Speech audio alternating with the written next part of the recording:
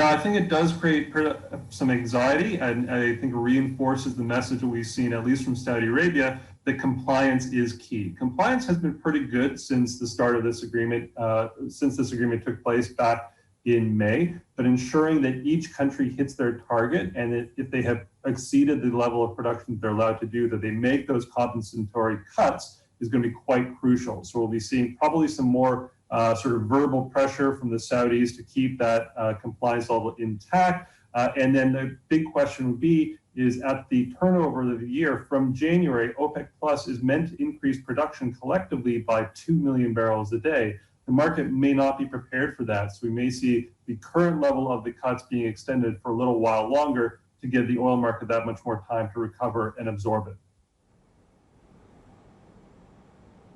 Indeed, so all eyes on the OPEC strategy. Ed, just before we let you go, any thoughts on where prices are heading from here, and are we likely to see oil sub 40 all the way out till the end of the year?